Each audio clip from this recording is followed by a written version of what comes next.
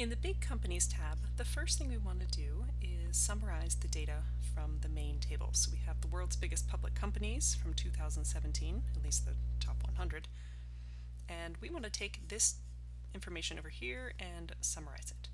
So the first thing it's asking for is the number of companies. Remember, anytime we see number of, we are counting.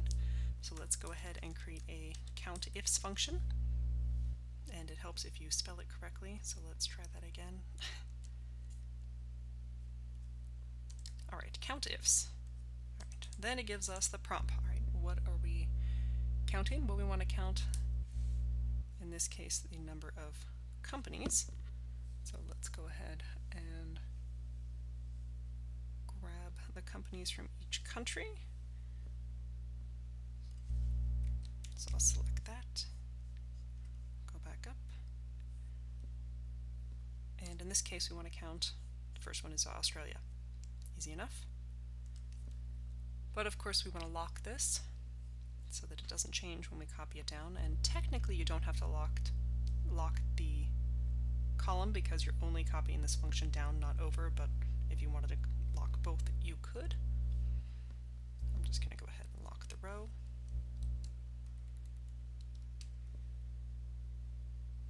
And I'm copying this down, and I do want the rows to change because the first time I'm looking for Australia, then when I copy it down I want it to look for Brazil and Canada and so on and so forth, but I don't want the column to change.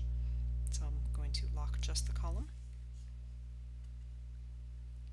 Copy that down, and there should be, yep, 3 for Canada, so we're doing well. Excellent. Alright, the next one is total sales.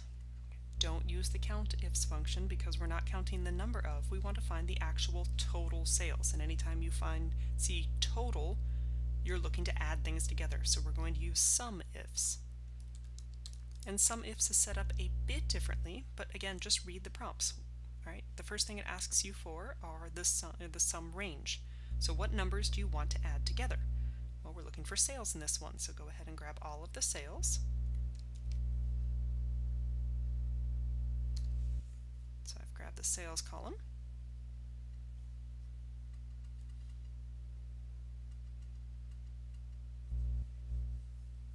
And then the criteria range. What's the criteria range? Well, we're adding these numbers together if the numbers in this area, so in this case, total sales by country. So let's go ahead and search in our country. If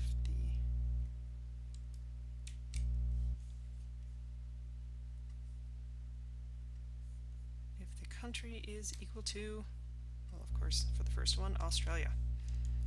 Okay, so 85.2. Now you can't copy this down yet because, again, these are going to change and you don't want that to change, so go ahead and lock those.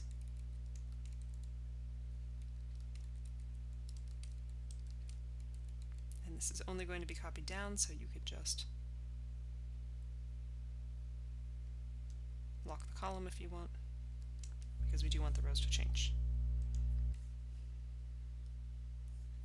Alright, now keep in mind, as you double click on this, the SUMIFS simply says add these numbers together if the numbers in this case column, are equal to this.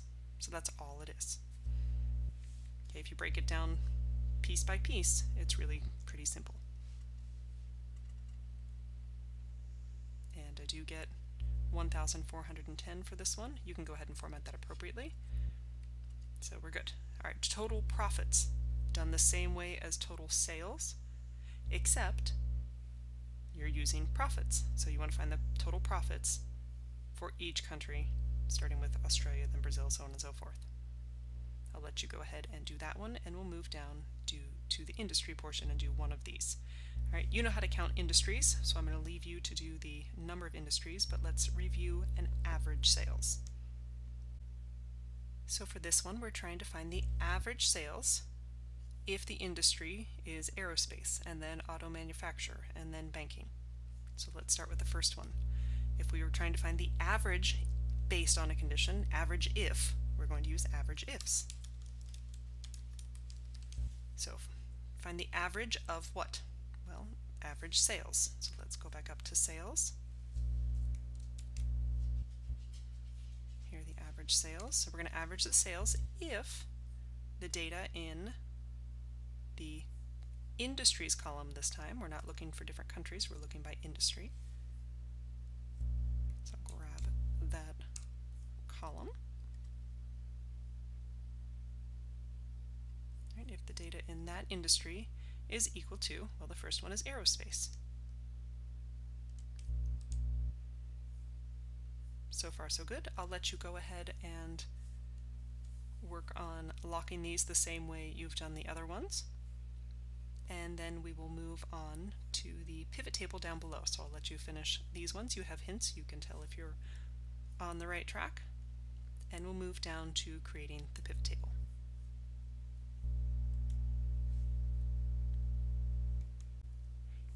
In this next step, we're going to recreate this pivot table. And as you can see here, we have the countries broken down by industry, showing the total assets, percent of total assets, total profits, and the total sales. Now, notice that there are only 3 countries showing right now. We have China, Japan, and the United States, and that's because the directions ask us to filter out to show just the top 3 countries in terms of total assets. So when you're building a pivot table, keep in mind that you don't have to show all of your data. You can filter out and sort the data differently so you can show just portions of that if that's what you need to show.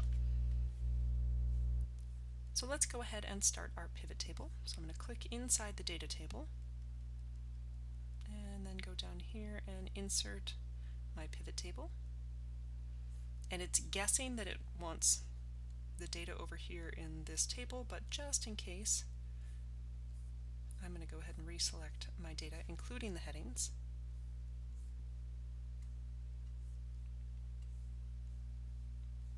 All the way down. There's only 100, so I'm going to do it manually, but you could use your keyboard shortcuts. And I want to put it in an existing worksheet. Where? Well, right on top of that yellow cell again. Press OK. It's going to tell me there's already data in there. I know. And I want to go right over it.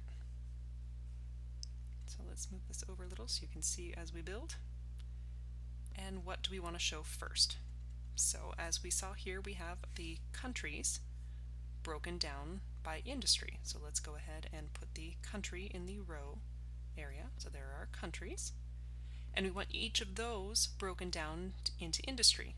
So grab industry and put it below country. That way each industry within the countries will show up. Just want to show values in our columns, so we're going to go ahead and grab first the total assets. So I'll put that into my values, and by default it adds those up because they're quantitative values. That's good. That's how we want it this time. We want the percent of total assets, so we're just going to grab assets again and put that in here. Next we want to put, I'm running out of space, so I'm going to adjust this a little bit. There we go. Next we want to put the total profits and then total sales. So let's go down to profits, put that below, and then sales is going to go below that. All right, and do make sure that you put it in this exact order because it will enable you to filter later. So please keep these in the exact order of the example. All right, now one thing I do want to change is I have sum of assets twice, and I don't really want that twice because the second one is supposed to be a percentage. So let's go ahead and click on that sum of assets, the second one, and let's make that a percent of. So this is going to be the percent of total assets.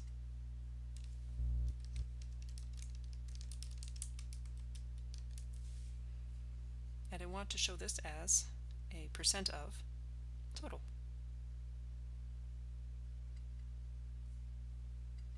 Press OK. Alright, now that we have the actual content in here, and I'll let you format as necessary, we want to take these and only show the top 3 countries in terms of total assets. So to do that, we're going to click the drop down arrow next to the row label and choose to filter the values. And then, oh darn, this is off my page, but move over and then go down to by top 10. So go ahead and that doesn't actually mean you're going to show the top 10, it means you're going to show the top however many you choose, but the category is top 10. And here's where you can show how many you want. So I want to show just the top 3, and I'm going to leave an items, that means countries in this case, so the top 3 countries by the total assets in billions. Press OK. And now you can see it's only showing China, Japan, and the United States because those are the countries with the top 3 amount of total assets. Go ahead and format. So for instance, you're going to have country over here and maybe you want total assets. You want to match this as closely as possible. You can adjust your number formats. So they have accounting and 1 decimal place.